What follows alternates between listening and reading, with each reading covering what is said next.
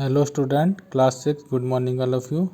आज हम हिंदी रीडर का चैप्टर नंबर 12 जिसका नाम है प्रकाश, ये पढ़ेंगे और इसकी एक्सरसाइज और प्रश्नोत्तर अपनी कॉपी में करेंगे। So let's we start today's chapter.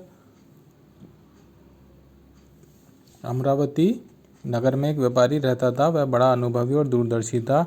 ऐसा पारखी नज़र की कभी धोखा ना खाए। नगर में उसका बड़ा सम्मान था। एक मामूली आदमी से वह नगर सेठ बन गया था, बिना कोई हेराफेरी किए। सीधे रास्ते पर चलकर अकूत दौलत का स्वामी बन बैठा था। समय के साथ धन वैभव भी बढ़ता गया। समय बीतता रहा, वृद्धावस्था पहुंची। जो स्वस्थ भी बीते समय की बात हो गई। अब वह अस्वस्थ और उदास रहने लगा। उसे ऐसे लगने लगा कि उसके दिन अब निकट ही हैं। उसे अपने धन दौलत की भी चिंता थी। इतने कठिन संघर्ष और परिश्रम से अर्जित संपत्ति को वह किन्हीं कुशल हाथों में सौंपना चाहता था। व्यापारी के 2 पुत्र थे। उसने निश्चय कर लिया था कि वह अपनी संपत्ति को दोनों पुत्रों में नहीं बांटेगा, अपितु जो उनमें से स्वयं को श्रेष्ठ सिद्ध कर देगा उसे ही सारी संपत्ति का उत्तराधिकारी बना देगा। अब समस्या यह थी कि उनकी परीक्षा कैसे ली जाए, दोनों में से कौन अधिक बुद्धिमान है। उसने दोनों पुत्रों को बुलाया और 1-1 रुपया दोनों को देते हुए बोला, यह लो और अलग अलग बाजार जाओ। इनमें इस 1 रुपये से कोई ऐसी चीज़ खरीद कर लाओ जो इस घर को भर दे। ध्यान रहे, तुम्हें 1 रुपये से अधिक खर्च नहीं करना है।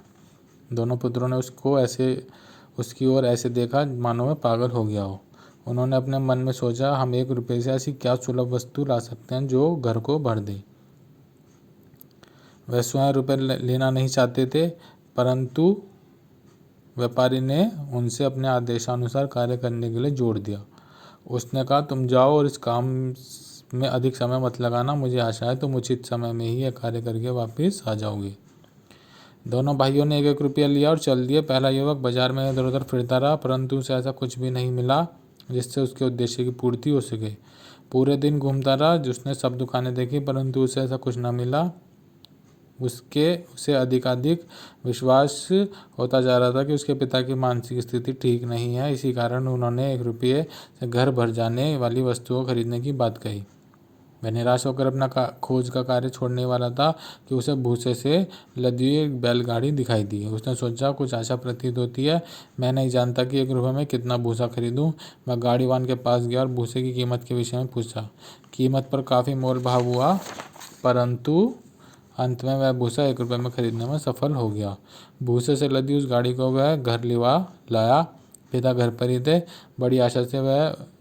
बड़ी आशा से उसने घर में भूसे का ढेर लगाया। जब भूसा घर के भीतर आ गया तो उसने पाया कि पूरे घर को भर देने की बात तो अलग, वह तो फर्श को भी नहीं ढक सका था। पिता सब कुछ देखते रहे। अब दूसरा पुत्र रुपया लेके बाहर निकला तो वह सीधा बाजार नहीं गया। ऐसा करने की अपेक्षा वह बाजार के समीप एक स्थान पर बैठ गया। बहुत देर तक बैठा हुआ सोचता रहा कि रुपये में क्या खरीद पाना संभव है। अंत में शाम के समय उसने मस्तिष्क में एक विचार आया। 1 रुपये को लेकर वह तेजी से बाजार की ओर गया और उस दुकान पर पहुंचा जहां मोमबत्तियां बिकती थी। उसने अपना रुपया मोमबत्तियों पर खर्च कर दिया, जिससे उसे काफ़ी संख्या में मोमबत्तियां मिल गई।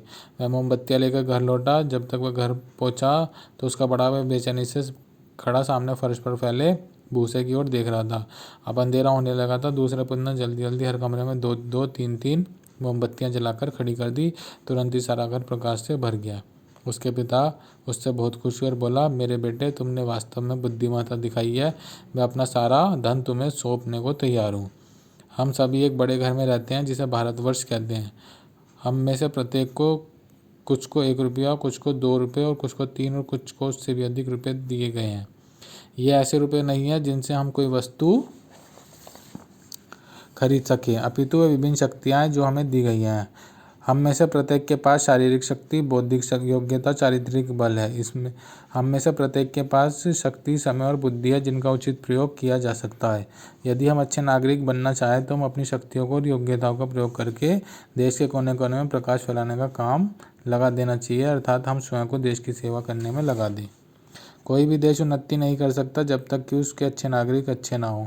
यदि हम अपने देश से प्रेम करते हैं और उसकी सेवा करना चाहते हैं तो हमें चाहिए कि हमें अच्छे नागरिक बनने का प्रयास करें। जब तक हम विद्यालय में हैं तब तक हम स्वयं को अच्छे नागरिकता में शिक्षित करना चाहिए और अच्छे नागरिक के गुण विकसित करने चाहिए। ऐसा करने पर जब हम विद्यालय और घर से बाहर निकले तो अपने देश के विभिन्न भागों में जाएंगे तो उससे अच्छी नागरिकता के प्रकाश में बनने में समर्थ होंगे। तो इस कहानी से क्या शिक्षा मिली? इस कहानी से हमें संदेश मिला, हम ज्ञान और विवेक की ऐसी मशाल बिनें जो पूरी धरती को आलोकित कर दे। इस चैप्टर के आपको शब्दार्थ, प्रश्नोत्तर, फिलअप और टिक राइट, ये सारा अपनी कॉपी में करना है। Thank you, have a nice day.